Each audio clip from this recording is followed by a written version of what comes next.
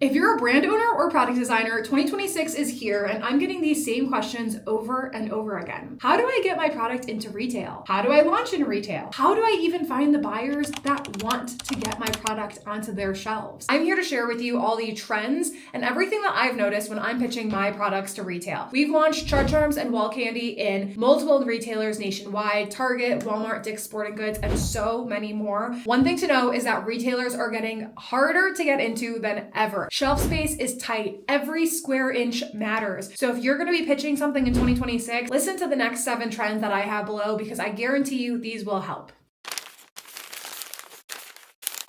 Trend number 1, fun is back, but not a gimmicky type of fun. Retailers are looking for something that is colorful, bold, and bright, and really talks to the customer and can grab their attention. Bright colors, playful shapes, cool packaging, better materials, better finishes, something that feels worth coming back for over and over again. Truly, the products that are working are the ones that feel joyful and elevated. When we're thinking about someone that's just walking the aisle and they think, oh my God, that's so cute. Or if you're looking this product versus this product, why would they choose yours? Does yours look more joyful? Does it look like it's going to bring more happiness to their lives? Even if it's just a subtle change in the coloring on the packaging is a little bit different styling, or the outside of it is a different color scheme. All these things really make your product look more fun or more joyful to the end customer, and a buyer will see that on the other side of things. Now, there's a couple brands that I think are doing really well. There's the most recent Gustav Westman collection from IKEA, which I think is so cute and so well done. Now, for example, if I'm a customer and I'm walking through IKEA and I got everything I need, I'm the typical mid-20s female that has her first apartment, and I walk past this collection, I'm like, oh my God, so many of these items are so fun. And that's the word that comes to my head, whether it's the meatball holder, the candelabra, and all the other fun shapes and colors that they have. That is what I'm talking about by bringing fun into your products at retail. The second brand that I think is doing really well here is Baggu. They're a reusable bag company, and I have seen them blow up over the last couple of years for this very reason. Their patterns and colors are simply fun. Anytime you look at a Baggu bag, you're looking at this funky pattern, and now this brand has just absolutely exploded over its really fun designs. Number 2 is products with a story sell better. So if you are pitching something to a retail buyer and you can tell them like, hey, we have this massive social media presence or super founder led and our story is so compelling, people get hooked onto something that they can emotionally attach themselves to, or a really emotional story on the packaging. As a shopper myself, when I buy the granola or the cereal and I bring it home, I'm reading the story on the back. I want to know why they came up with this product. And so it doesn't always have to be writing out the story on the packaging itself, but just knowing that that story is shared somewhere. And I think there's a lot of great examples when it comes to storytelling. The first one is Good Girl Snacks. Their Hot Girl Pickles are all over the internet, and that's because they're 2 founders talking about their brand all the time, why they started it, how they want to grow, where they see their brand going, the challenges that they made. That makes me as a customer want to latch on and buy their products. Another product that I love that's doing great storytelling is Fishwife. They do canned fish. When they tell their story, they're talking about all the fisheries across the world that they're supporting, and they go and visit them. And it's just such an awesome story that I don't see told by other canned fish companies. So those are the types of brands that I latch onto because I can see their behind the scenes. I can see their stories. In this case, anything that's celebrity backed, influencer backed also works.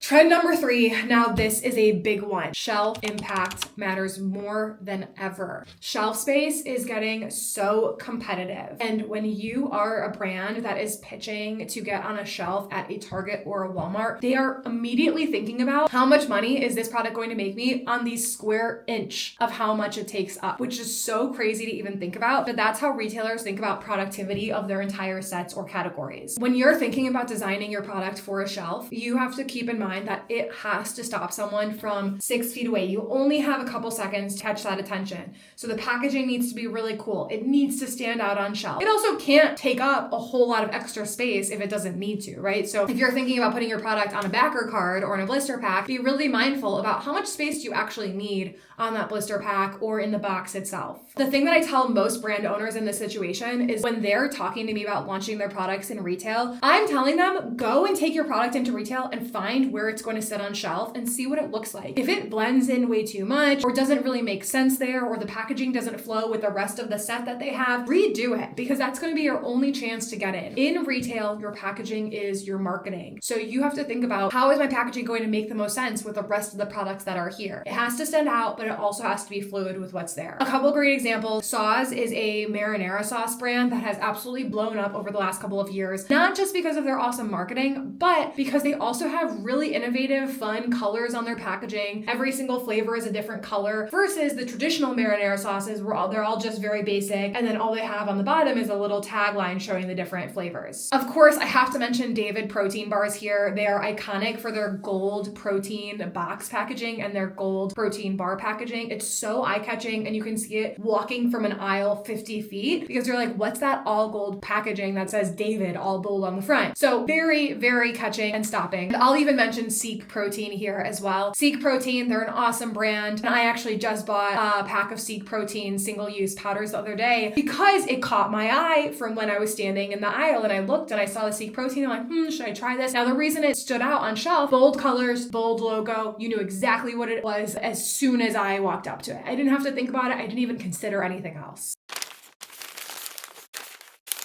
Trend number 4 is assortment. Now, I know this might be a tough pill to swallow for a lot of the brand founders that just have their single SKU item, but retailers love an assortment. When I'm talking about pitching a product into retail, I'm sharing with them the vision. What could this be? If you have a single home organization product, they don't want to take in just one product, unless it's something crazy revolutionary and some cool tech. If you're going to sell them a home organization, sell them the full home organization bundle. You can get this product and this product and this product and this product. By the time this is on shelf or on an end cap or a side cap, you have a beautiful branded display with all these different options. Maybe a customer is going to choose 2 things. Maybe they'll choose 3. Maybe they choose 1 and then come back for another one. So I like to say that options are better here, and brands that are coming in with a couple different flavors or a sample pack and then their bulk pack, or this type of accessory and then this type of accessory, so that different customers can shop different things. I think having an assortment is always going to help you win, especially if you subscribe and follow to our new YouTube channel, Gen CEO. I'm a young founder and I love sharing about launching in retail, how I'm building my brands and life as an entrepreneur. So if you like this video so far, definitely comment and subscribe and give us a follow as well. Now let's get into trend number 5. Ooh, this is a good one. Affordable gifting that doesn't feel cheap. Now this isn't going to be all the brand founders. Not all of your products can be giftable, but you can make the packaging giftable worthy. You can make it look like something that someone wants to gift to someone. Retailers love small items that can be given as a stocking stuffer or can be gifted as a cute little happy birthday present. I honestly think in 2026, some of the best sellers are not going to be these big, crazy luxury items. They will be small, intentional purchases that people love gifting to give joy.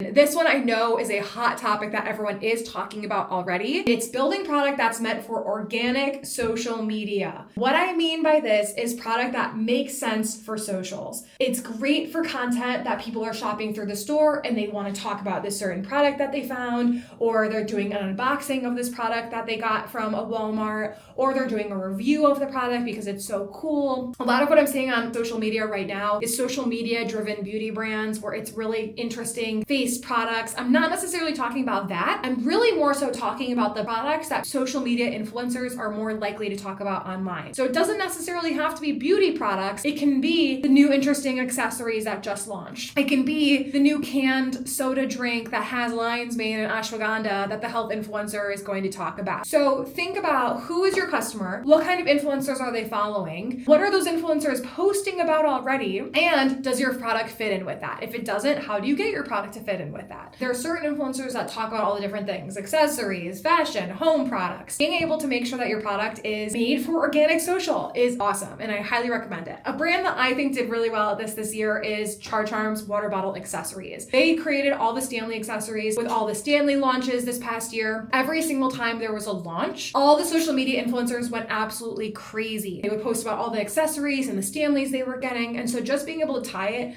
to every single viral moment, they had every target influencer posting about those products every time it launched, and it garnered so many of millions of views.